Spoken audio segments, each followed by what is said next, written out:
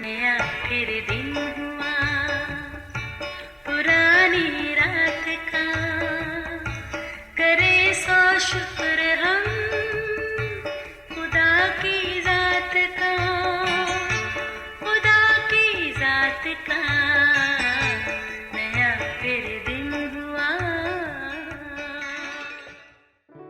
आज की आयत। आपस की मोहब्बत के सिवा किसी चीज़ में किसी के कर्जदार ना हो, क्योंकि जो दूसरे से मोहब्बत रखता है उसने शरीयत पर पूरा अमल किया। रोमियो 13 बाब 8वीं आयत। अजीज़ों, एक बादशाह ने अपने दोस्त के बेटे को अपनी ममलकत में वज़ीर ख़जाना के ओहदे पर फाइज किया। वो भी अपनी तमाम तर सलाहियतों को बरोएकार लाकर अपनी ज़िम्मेदारी को एहसन तरीके से सरअंजाम देने लगा। बादशाह उससे बेहद खुश था। वो दिन रात मेहनत करता ताकि मुल्क तरक्की की राह पर गामज़न हो और वो बादशाह की निगाह में मकबूल हो। मगर हुआ ये कि गुज़रते वक्त के साथ उसने अपने काम में गैर ज़िम्मेदाराना रवैया इख्तियार करना शुरू कर दिया। अब ख़जाने पर पूरी गिरफ्त ने उसकी नीयत को भी अपनी गिरफ्त में जकड़ लिया। यूं वो दिन ब दिन बदउनवानी और लालच की दलदल में धंसने लगा। बादशाह को जब इस बात का इल्म हुआ, उसने तफ्तीश का हुक्म जारी किया। ये सुनकर वज़ीर ख़जाना को जान के लाले पड़ गए। उसने नहायत चालाकी से हेरा फेरी करके ख़जाने के हिसाब को सीधा करने की कोशिश की, मगर नाकाम रहा। एक रात गश्त करते बादशाह ने देखा उसके दफ्तर की बत्ती रोशन है। वो हाल मालूम करने उसकी तरफ चल पड़ा। देखा हिसाब किताब का रजिस्टर खुला पड़ा है और वो उस पर सर रखे सोया हुआ है।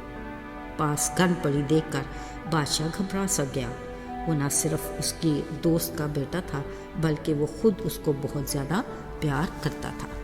वो जल्दी से आगे बढ़ा तो उसकी नज़र रजिस्टर पर लिखी इबारत पर पड़ी। लिखा था, मेरा भारी कर्ज इसे कौन चुकाएगा। उसे यकीन था कि उसके इस जुर्म की सज़ा यकीनन मौत है, मगर बादशाह को उसके इकरार पर रहम आया। उसने नीचे लिखा, इस कर्ज को मैं चुकाऊंगा, और अपने दस्तखत कर दिए। यूं उसका सारा कर्ज माफ़ हो गया और वो बिल्कुल आज़ाद हो गया। अजीज़ों, अक्सर ये फ़िक्रा बोला और सुना जाता है कि आज मैं अपनी ज़िंदगी के जिस मकाम पर खड़ा या खड़ी हूँ, अपनी मेहनत काबिलियत की बदौलत हूँ। आम फहम में इसका मतलब ये है कि मेरी कामयाबी में सिवा मेरी अपनी ज़ात के किसी और का अमल दखल नहीं। पर अगर इस फ़लसफ़े को सच की कुठाली में परखा जाए तो एक कामयाब ज़िंदगी के पसी पर्दा बहुत से किरदार कारफरमा होते हैं। मिसाल के तौर पर वालिदैन, उस्ताद, कोई मुखलिस दोस्त या ऐसे मोहसिन जिन्होंने मुख्तलिफ़ तरीक़ों से कामयाबी की सीढ़ी पर चढ़ने में मदद दी हो। सदाकत तो ये है कि ये गोया कर्ज़ की वो अक़साम हैं जिनको किसी तौर पर भी चुकाया तो नहीं जा सकता, फ़कत इसका अज़ाला शुक्रगुज़ारी के रूप में मुमकिन है। साथियों, अलावा अज़ी हम एक और हस्ती के भी कर्जदार हैं जिसको हम किसी भी तौर चुका नहीं सकते, और वो है खालिक खुदा, जिसने हमें ज़िंदगी जैसी अनमोल नेमत को अपनी रफ़ाकत में जुड़े रहने और अपने नाम को जलाल देने की ज़िम्मेदारी के साथ अता की। अब इन मकासद की तकमील के लिए हमें खालिक खुदा की मर्ज़ी के मुताबिक कामयाब रूहानी ज़िंदगी गुजारने की ज़रूरत है।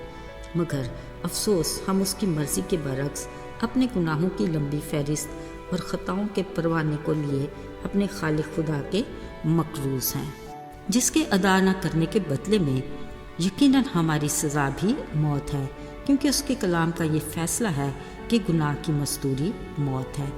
याद रहे, हमें भी खालिक खुदा को अपना हिसाब देना है, मगर हमारे गुनाहों का भारी कर्ज कौन चुकाएगा।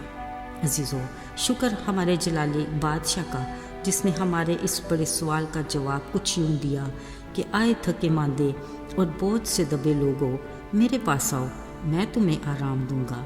यूँ उसने अपने इकलौते बेटे यीशु के लहू से उसकी जान की कुर्बानी देकर हमारे गुनाह के कर्ज को चुका दिया और हमें हलाकत से बचाकर हमेशा की ज़िंदगी का वारिस बनाया। हमें उन बरक़ात से भी नवाजा जिनके हम असल में हकदार ना थे। ये उसके प्यार की इंतहा है कि उसने हमें अपने बेटे बेटियां बनाया और बाप कहने का हक बख्शा। عزیزو یہ سب کچھ اس نے ہمیں عطا کیا، اب ہمارا فرض اولین ہے کہ ہم اس کے شکر گزار ہوں اور اس کے کلام کی روشنی میں خود کو پرکھیں اور اس کے کلام کی رہنمائی میں اپنی زندگی کے راستوں کا تعین کریں تاکہ ہم اس جگہ پر پہنچ سکیں جو اس نے اپنے لوگوں کے لیے تیار کی ہے۔ آئیے دعا کریں۔ آئے ہمارے آسمانی باپ خداوند، ہم دل کی گہرائیوں سے شکر گزار ہیں کہ تو ہم سے پیار کرتا ہے اور تو نے اپنی محبت کی خوبی ہم پر یوں ظاہر کی کہ اپنے بیٹے کو ہماری دنیا میں بھیجا تاکہ ہمیں گناہ کی غلامی سے آزاد کرے۔ توفیق عطا کر کہ ہم تیری صلیب کے پیغام کو دوسروں تک پہنچائیں تاکہ کوئی تیرے فضل سے محروم نہ رہ جائے۔ یسوع کے مبارک نام میں آمین۔